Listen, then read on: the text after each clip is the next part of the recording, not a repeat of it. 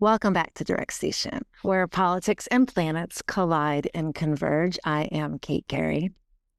For those of you just tuning in for the first time, we are tracking what's going on with the humans and trying to make some meaning of it by wondering about what's happening in the sky.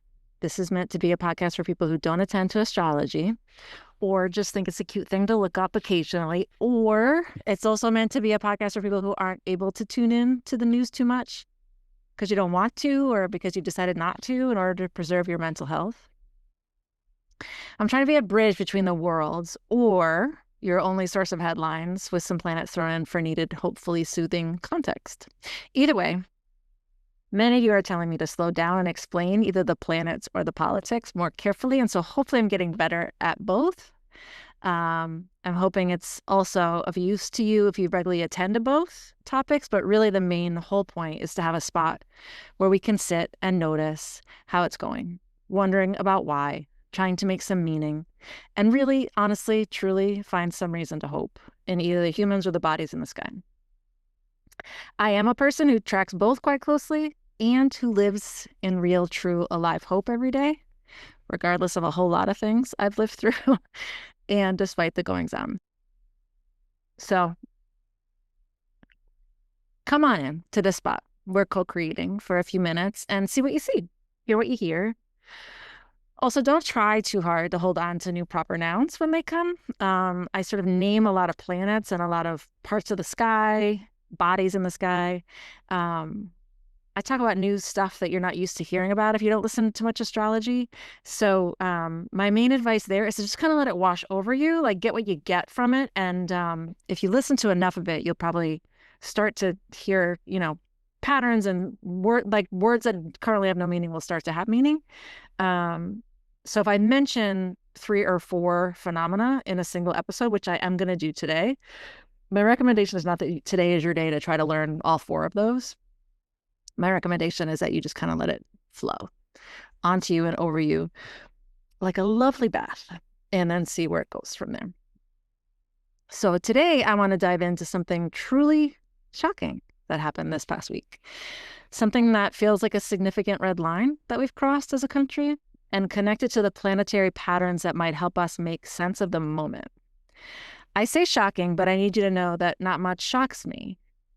And this one was really profoundly unimaginable before it occurred. And I promise, even though we're going to wade into some dark waters, we won't stay there. We'll find our way to actionable hope because that's what we do here. I pick and choose which parts of the news to highlight, knowing that some of you don't want to let too much of it in, but this one is important. So first, context. I spent the week last week in Montgomery, Alabama, helping clients visit Brian Stevenson's powerful offerings at the National Memorial for Peace and Justice there. So I spent the week immersed in the history of enslaved and tortured people, the visual documentation of suffering, the legacy of treating human beings as property, sort of where I spent my week. But importantly, the work we do down there, when we bring folks to see this work, is to support the human response to it, right? So the very act of witnessing the suffering and the cruelty of slavery and sort of systemic racism, what unfolded since then, what continues to unfold. Everybody we've ever brought down there has this profound human response to it. Everyone who goes ends up having their own grief moved. Their own stuff gets opened, and there's an opportunity to release some of what you're holding by being strong enough to kind of go and see and witness. So like people come, it's a work retreat or a personal desire to see the place. And no matter who they are, they kind of open up in this honestly, truly beautiful and humbling way. And seeing it time after time, I am struck by the universality of pain and grief while I'm struck by the unique experience. Frankly, the unique danger of being Black in America. So we're there and we're all kind of feeling the humanity of it last week, feeling how ugly and barbaric people can be, but feeling the consequences of othering and dehumanizing this group of people, feeling the weight, touching the horror of what has been wrought. what the country continues to recover from. The sort of monster we're still fighting, but there's so much hope down there too. The land, I live in New York, and the land down there is so beautiful, and the Alabama River is so rich, so full of life and memory. And people sitting and processing in community, even a bunch of folks you wouldn't expect to see learning about this stuff and letting it in, watching it wash through them. So we're there doing that sort of pastoral work, if you will. And while we're there, something happened that created this eerie historical rhyme that I cannot stop thinking about and wanted to share with you today. So Noem, the new Secretary of Homeland Security, last week went to El Salvador and stood in front of a cage full of men, arranged on 3 rows of bunks, half naked, heads shaved, perfectly still behind bars. It was horrifyingly reminiscent of Holocaust photographs from the barracks. And she used these incarcerated brown bodies as her backdrop while she made a speech wearing a push-up bra, a tight shirt, these long, flowy kind of Cinderella hair extensions, a baseball hat with her agency's insignia, and a $50,000 gold Rolex on her wrist. She looked directly into the camera and she said something like, "If you come to the U.S. illegally, this is what might happen to you."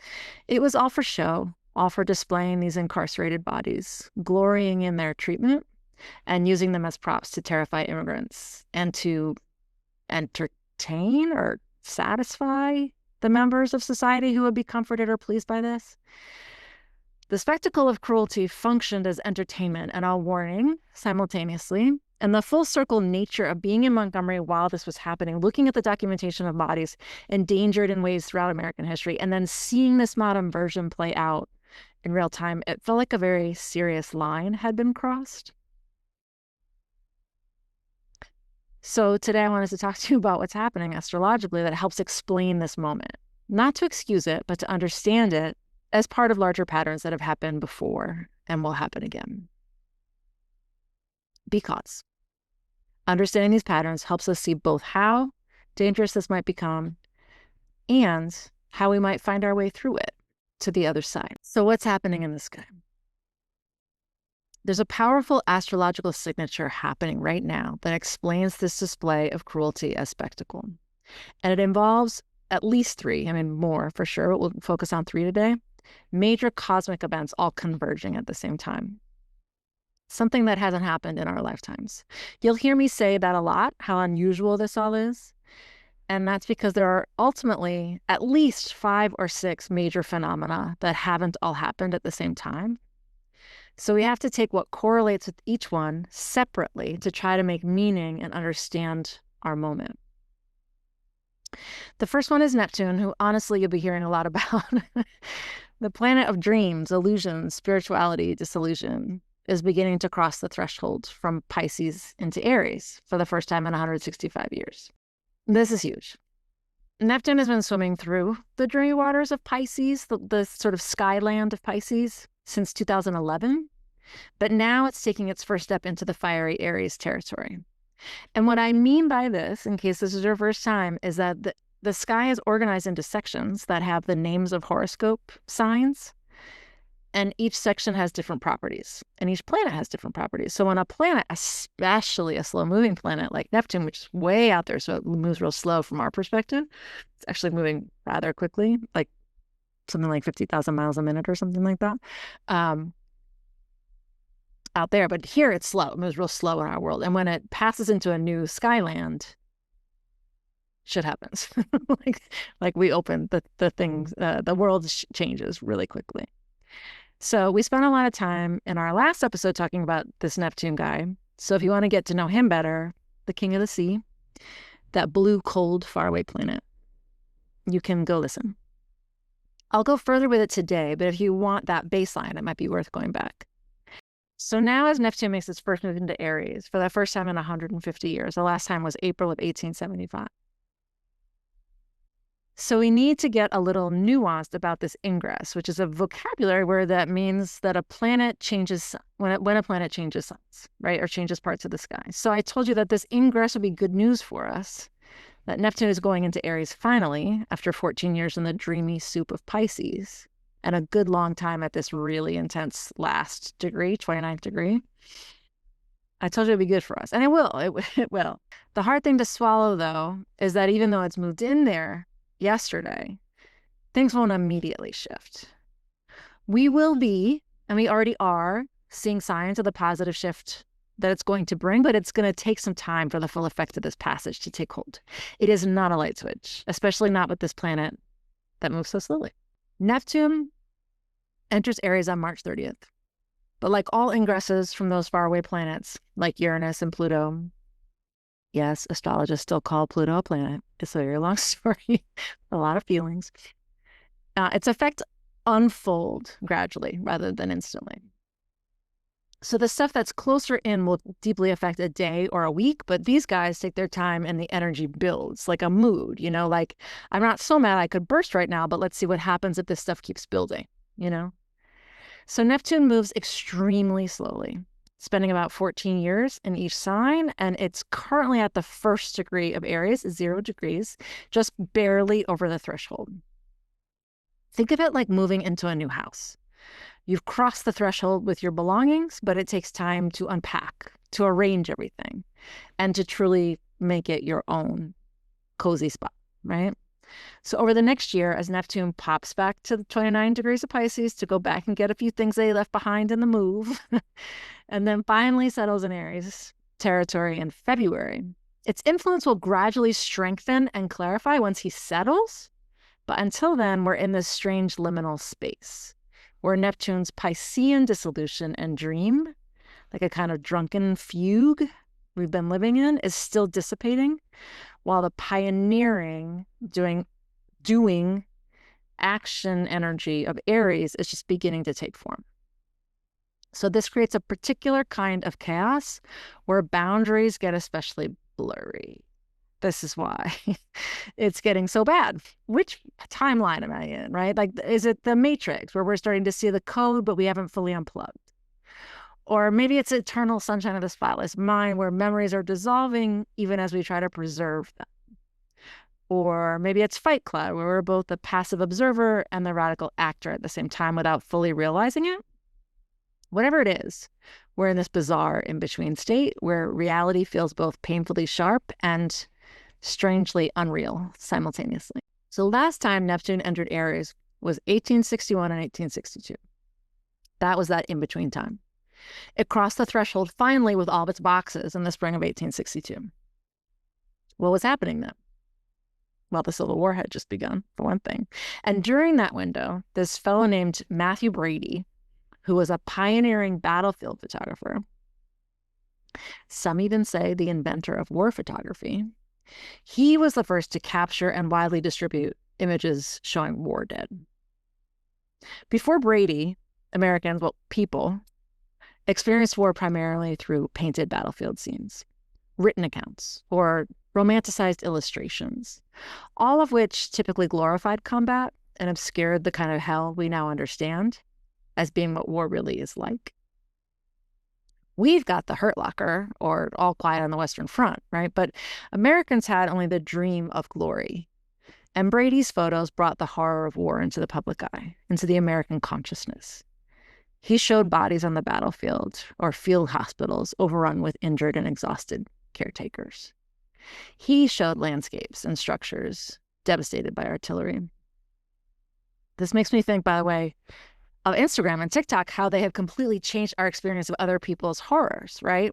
Other people's trauma in war, the war in Gaza and the war in Ukraine have both been blasted around the world all day, every day. So our bodies, not in war, are still learning how to tolerate the war experience of other people halfway around the globe. We aren't accustomed to witnessing all the trauma for all the regions all the time, right? We're used to witnessing our own or our neighbors or our loved ones, but we are consuming it all the time and it makes the distance between hell and escape very hard to find. And as now, during the Civil War, sides use these images we have videos too now, as cultural artifacts to paint their own arguments about the war and who was causing the most harm, right? So who was the most wrong in war? At the same time, abolitionists were capturing, publishing, and displaying photos of people who had escaped slavery, showing shocking scars and injuries to generate support for their cause. Confederate propaganda, at the same time, was depicting Union soldiers' alleged brutality towards Southern civilians. Southern newspapers and pamphlets circulated these vivid illustrations and accounts of Union soldiers pillaging homes or assaulting women or destroying property. The Richmond-based Southern Illustrated, for example, published dramatic engravings showing Northern barbarians terrorizing innocent Southern families, while Confederate officials documented and widely distributed accounts of Sherman's march to the sea as evidence of Union cruelty against non-combatants. Okay, so step one is bringing horrors to the surface of the people living protected lives. Then and now. Check. They were doing it then, we're doing it now. This is a thing we have in common in this liminal space. There are horrors. People are finding new ways to bring them to the surface. So what escalated from there, and particularly disturbing about Noem's display, is that it wasn't documenting existing reality, like Brady, or even most of what we would see during contemporary wars. But here we see the deliberate staging of a photo op with human suffering as a backdrop. So Kristi Noem standing in front of caged half-naked men is eerily reminiscent of when Confederate soldiers would stage exhibitions of captured Union soldiers in deplorable conditions for Southern journalists and politicians to witness and document, to encourage citizens back home. Similarly, during Reconstruction, both Northern and Southern political figures would arrange visits to freedmen's camps and prisons, where they would use the confined populations there as backdrops for speeches about policy. In 1867, for example, radical Republican congressmen toured Southern prisons and specifically posed in front of detained former Confederates to demonstrate the consequences of rebellion. While Southern politicians later staged similar displays with imprisoned Black Americans to argue against federal policies. So what we saw this week was eerily reminiscent of this escalated pattern, using trapped, tormented bodies of other humans as props, as a backdrop, as spectacle to generate political support. And let's go back even further. The pattern holds. Neptune's entry into Aries in 1697 and 1698 coincided with the aftermath of the Salem witch trials, another example of public spectacle made of suffering bodies, particularly women's bodies in that case. That is also a time that saw Spanish conquistadors conducting public displays of captured indigenous leaders or resistors in town squares as warnings to those who might resist colonial rule. In regions like Peru and Mexico, colonial officials organized exhibitions where indigenous people were forced to demonstrate their subservience through public rituals of obedience. Colonial accounts from this period describe how Spanish administrators would parade captured natives through settlements, often in chains or cages, as both spectacle and warning. These displays were carefully documented in prints and official reports, sent back to Spain, serving the dual purpose of entertaining European audiences with the exotic conquered people, while also demonstrating the consequences of resistance to Spanish authority. So every time Neptune moves into Aries in that very early stage, we do see this pattern. The dreamlike, boundary-dissolving energy of Neptune combining with the pioneering, action-oriented, sometimes militaristic energy of Aries creates these conditions where suffering becomes spectacle. Collective dreams and nightmares take physical form, and spiritual ideals are weaponized. It's not until Neptune fully unpacks and sets up house in Aries the distinction between nightmare and reality then reassemble themselves. We do have that to look forward to. The second major factor, a promise I'll get to hope, y'all. I promise. This one's slightly more fun. The second major factor affecting this moment is the residue of those two massive eclipses we just experienced. So remember that astrologists have been looking at March 2025 for decades, saying, what in the entire world will that look like? Well, we know now.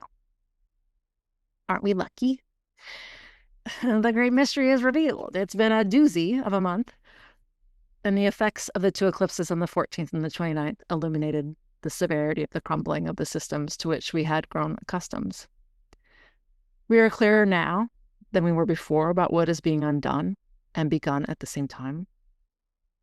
In fact, my friends, let's look at a huge event that happened during the first eclipse that was revealed between the two eclipses and continues to have profound effect after the second one. This is an important and cool thing about eclipses, is that you often look for the event on the day of, but it's not usually the day of. It's usually kind of in the season, in the sort of weeks or months after.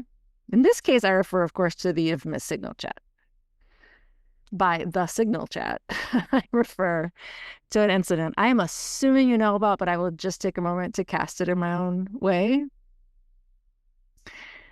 So by the signal chat, I referred to an incident where top-level U.S. officials were about 50 or 60 days into their jobs, all gathered for a super secret conversation, as one does when they're running a country. These are figures who occupy roles in the head of the CIA, the National Intelligence Director, the Defense Secretary, the Vice President, Secretary of State, White House Chief of Staff. There were also several advisors, and I swear to God, an undercover CIA agent. They were talking about Yemen and about bombing the Houthis there. The Houthis are a group funded by Iran who make it hard for ships to travel the Red Sea. And they've been making more of a stink in the last 16 or 17 months as a response to Israel's war in Gaza. So these high-level people gathered to discuss the merits of a bombing campaign and ultimately to discuss the details of that campaign. In the end, they spent some time celebrating its execution with emojis that included, as one does, fire, biceps, and the American flag. So this story is significant because it reveals an internal discussion about foreign policy or war tactics or details of what's happening, when that would normally be kept away from the public or our adversaries' eyes. Typically, a conversation as sensitive as this would happen in the Situation Room at the White House. Well, we've all seen West Wing, right? Where Leo says, "Mr. President," they're waiting in the Situation Room. And down they go to learn what's happening with the military and the troops and the plan. And they discuss and they decide, right? So those rooms where there's like a handprint screen thing on the door, instead, we have no President Bartlett, no Admiral Fitzwallace waiting calmly inside, decorated with all his medals, and no fortified fancy room. Those are called skiffs, by the way. We have instead a bunch of dudes who have never had fancy jobs like this, have no qualifying experience for jobs like this, have had no security clearance, nothing conducted to find out what their suitability is for their role, or whether they should have access to classified information. The administration just kind of blew off all those processes. And so we've got them on Signal, which is a slightly more encrypted version of WhatsApp. They like Signal because the messages disappear and they can't be FOIA'd. That means sued for information. But there's a lot of risks with their method, as demonstrated by the reporter that they invited to the chat by accident, and by the fact that one of them was in Moscow, presumably in the actual, swear to God, actual Kremlin, visiting with Vladimir Putin, who he found to be, not a bad, quote, not a bad. When the Pentagon had already alerted the government that Putin's government was targeting Signal as a fine place to learn what the U.S. was up to. There's some dispute, I suppose, about whether or not this guy was actually had his phone with him in the Kremlin, but he certainly had it in public, and he certainly had it in Russia. And these conversations don't at all belong in public. So we found about it a week or so later, but the actual reveal of classified information by J.D. Vance and Pete Hegseth took place on the Virgo eclipse date between the 14th and 15th, and was revealed just before the Aries eclipse on the 25th and 26th. It took 2 days to fully come out because the White House was denying it. saying there was nothing classified, which forced the editor of The Atlantic to either release the information or tolerate being called a liar.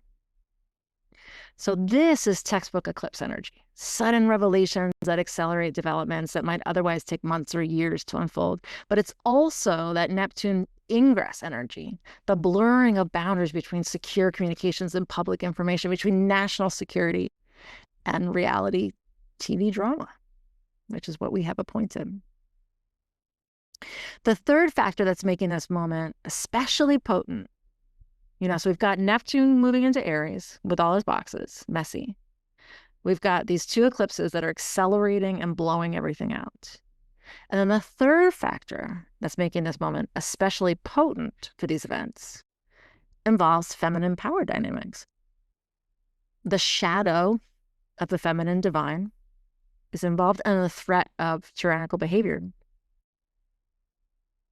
There's this astrological point called Black Moon Lilith.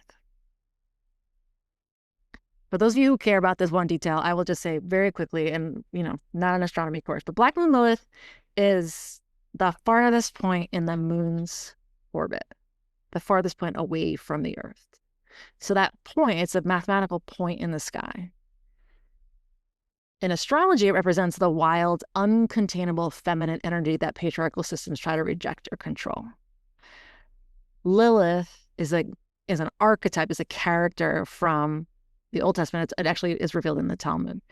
So Lilith is this character who was Adam's first wife. Not being a religious scholar or Jewish, I shouldn't spend very much time talking about this, but that is the origin of the story vis-a-vis sort of the Judeo-Christian understanding of that character. Anyway, so she was exiled. She was thrown out. She's this sort of exiled.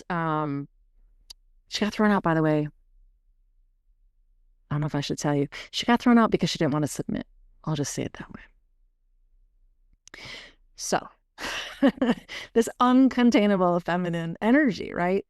That patriarchal systems try to reject or control. So I want you to remember Maleficent. So Maleficent is, in my opinion, a perfect manifestation of Black Moon Lilith. In fact, you could even say that all real and all misunderstood female villain characters, and a good number of female hero characters too, represents manifestation of Black Moon Lilith. So with Maleficent, think of her. She's maligned at a young age, she's exiled, she's reviled, and she responds with this destructive force. She meets the moment of the cruel and unjust patriarchy with this uniquely feminine rage. And the malignancy of her initial movements hide her pain, her longing, and ultimately her love and the actual authentic, mighty power of it. If you have ever felt that vulnerable, but real rage within you, this sort of vulnerable but feminine rage within you, you understand Lilith already. And if you've acted on it and you've caused harm in it before you got conscious about it and how it works, you also understand Lilith's shadow.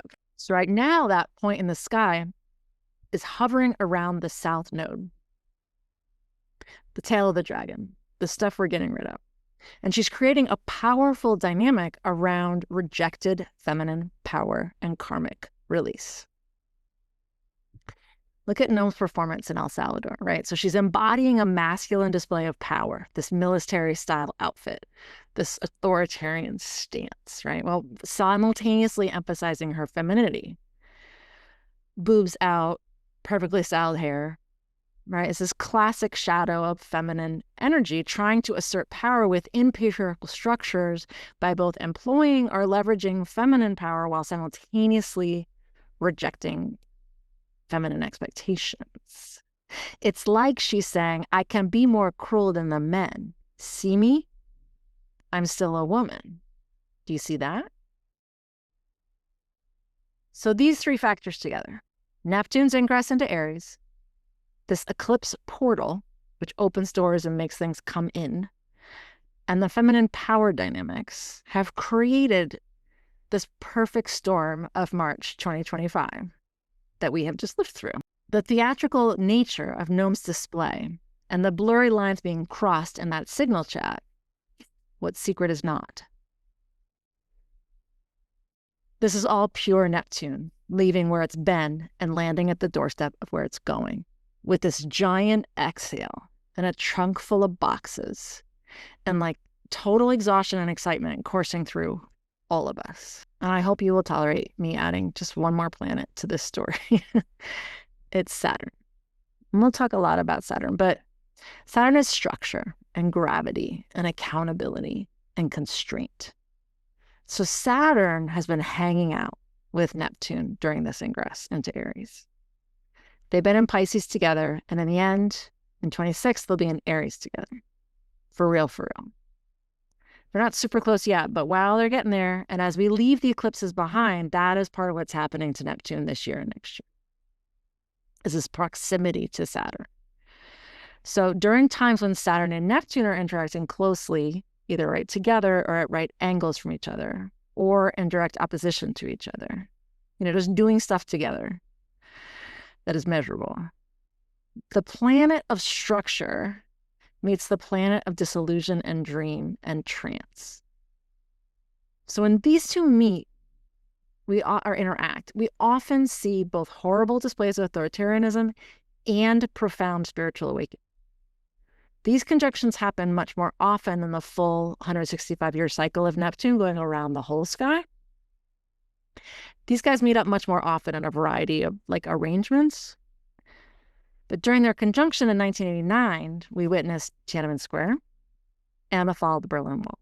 During the square, which is a 90-degree angle, in 35 and 36, we saw the rise of fascism and the New Deal. The patterns we're seeing right now, authoritarian displays using brown bodies as props, classified information treated like gossip, the theatrical nature of governance, these are all expressions of Neptune's first tentative steps into Aries, with Saturn adding his discipline, combined with this accelerating portal at this Lilith rage, right? We are seeing huge drama and huge shifting power dynamics. And ultimately, what we're living through will kind of culminate with that almost Saturn and Neptune meetup in May of this year, a more complete one in February. This is the cosmic timer on what we're experiencing. We're in a period where our collective dreams and illusions, Neptune, are meeting hard reality and structure, Saturn. This can manifest as both the rigid enforcement of delusion. I was going to go into another example. I'll stop. And the concrete realization of our highest visions. But here is where I get to offer some genuine hope, my friends. These astrological patterns don't just bring darkness, they bring breakthrough. The suffering is never all for naught. Never ever. The last time Neptune entered Aries in 1861, we got both the horror of the war, but we also got the Emancipation Proclamation. The time before that, in 1697, we got both the aftermath of the witch trials, but we also got the philosophical foundations of the Enlightenment that eventually led to greater freedom, intellectual and otherwise. So Neptune in Aries is ultimately about pioneering new dreams, something through the fever of crisis. That's what we could call this time, the fever of crisis, right? When we're witnessing no spectacle, that's the death throes of this old power paradigm. It is not its rebirth. These displays of cruelty become more theatrical and extreme precisely when the underlying power structure is beginning to dissolve. The darkest hour is just before dawn. We know this from our own personal lives, right? So here's the cosmic weather report for the month ahead. I should say months ahead. As Neptune continues its dance between Pisces and Aries, and as Saturn approaches Neptune for their conjunction, their meet, we'll see more of these theatrical displays of cruelty. It's going to get worse before it's over. But we'll also see now unprecedented resistance and awakening. We are going to see both at the same time. We'll be affected by both, influenced by both, moved by both. Be both. As surely as the moon moves the tides, we will be deeply moved by both. I already see signs of this awakening, and I know you do too. The public reaction to Noem's display has been largely negative, even from many conservatives who recognize the cruelty for what it is. Communities are organizing mutual aid in response to the government cuts. There's unprecedented candor in public discourse about what's actually happening, from finance TV shows to conversations at school pickup. Neptune's highest expression is not delusion. It is compassion and spiritual connection. And Aries' highest expression is not aggression. It is courageous initiative. So together, they have incredible potential to pioneer new forms of collective care and bold action. The upcoming Saturn-Neptune conjunction, again, conjunction means meet, in 2026 will be a critical moment. The structures we build between now and then will determine which dreams become reality. The periods following these intense Neptune transits have often been times of healing, creating renaissance and spiritual evolution. And the people living through them caused those outcomes. That's you and me, friends. I'm not here to say, don't worry, the planets will fix it. I'm here to say, don't worry, the weather is good for fixing. Go out there and plant some fixing seeds. Build community, build discourse, build resistance in ways that are only yours to do. That's an important part of this. What is yours to do? So how do we navigate these Neptune-infused waters without drowning in despair? Despair is a word I heard, 10 times today. First, we have to recognize the pattern. We can see the pattern. Neptune-Saturn moments have always delivered both their darkness and their dawn. So second, we reclaim Neptune's highest potential, boundless compassion and spiritual connection. And third, we harness Aries' pioneering courage to take action that aligns with our highest vision. These things are possible simultaneously and then get stronger and stronger as the other dissipates. So here's a simple practice for this week.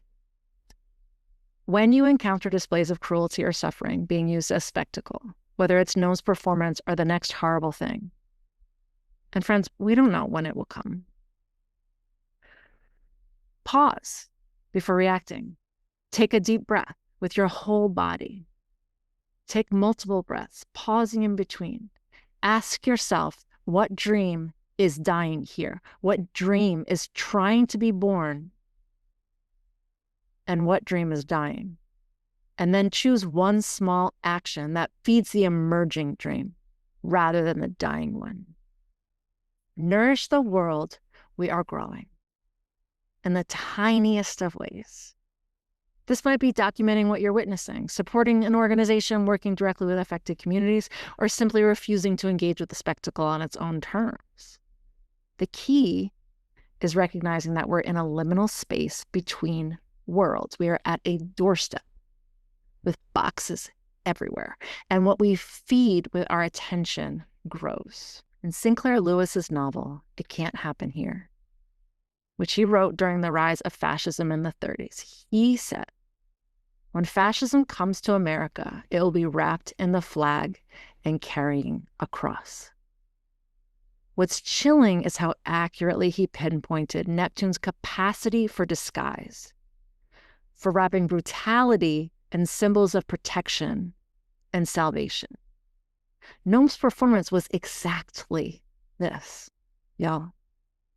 Cruelty disguised as protection, as holiness, wrapped in patriotic symbols with religious undertones. But the novel doesn't just warn us about fascism's rise, it also shows us how quickly such regimes can fall when people see through the illusion, the disguise. As Neptune shifts between Pisces and Aries, the veils are thinning and more people are seeing through the spectacle to the reality beneath.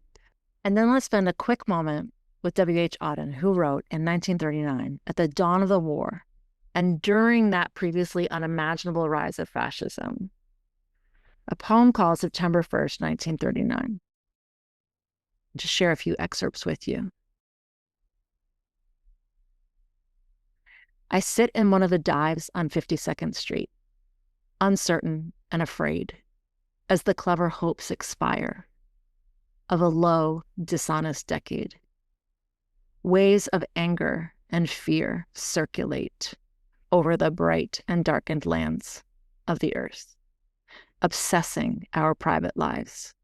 The unmentionable odor of death offends this September night. Accurate scholarship can unearth the whole offense from Luther until now that has driven a culture mad. Find what occurred at Linz. What huge imago made a psychopathic God. I and the public know what all school children learn. Those to whom evil is done do evil in return. Exiled Thucydides knew all that a speech can say about democracy and what dictators do. The elderly rubbish they talk to an apathetic grave. Analyzed all in his book, the enlightenment driven away, the habit-forming pain, mismanagement, and grief. We must suffer them all again. And then he ends with this. All I have is a voice to undo the folded lie, the romantic lie in the brain of the sensual man in the street and the lie of authority whose buildings grope the sky. There is no such thing as the state, and no one exists alone. Hunger allows no choice to the citizen or the police. We must love one another or die. Defenseless under the night, our world in stupor lies, yet dotted everywhere ironic points of light flash out wherever the just exchange their messages. May I, composed like them, of eros and of dust, beleaguered by the same negation and despair, show an affirming flame. Let's be that affirming flame, y'all, for ourselves, for our children, for each other. As we close today, I want to offer 3 things. First, an action you can take. Document and archive. History shows that authoritarian regimes attempt to rewrite reality. Save screenshots, download important documents, support archival projects. The act of bearing witness and making history in all aspects of civil society real is itself a form of resistance. Second, a reflection. Where in your own life are you experiencing the tension between illusion and reality? Are there places where you have been silent that might need your voice?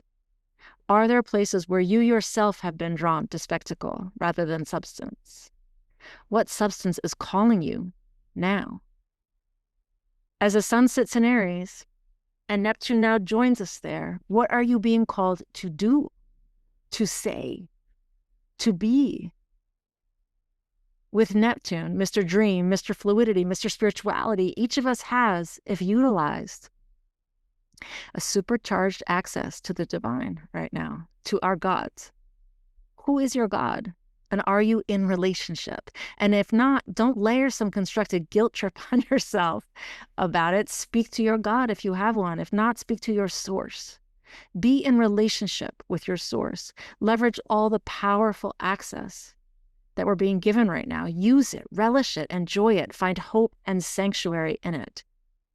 And third, some inspiration from James Baldwin, who wrote during another period of authoritarian spectacle, not everything that is faced can be changed, but nothing can be changed until it is faced.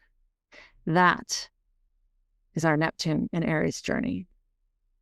Facing the spectacle of cruelty, not with despair, but with clarity and courage, knowing that what we're witnessing is both the death of an old dream and the birth pangs of something new. Birth is messy. If you'd like to understand how these patterns are affecting you personally, it will be my great honor to look into it with you. I offer readings that help you navigate your unique relationship with these energies, your unique assignment for this life of yours. My email is in the episode description, so come, let's talk, and let's see what we see together. Until next time, remember that while planetary cycles create the context It is the humans reacting to and working with those energies here on Earth that make the world what it becomes. It is not all yet written. I am just here to tell you what the energetic weather is. What we do with a rainy day is entirely, and I mean entirely, up to us. So until next time, may you be courageous. May you be well. May you be conscious. May you be kind. I'll see you soon.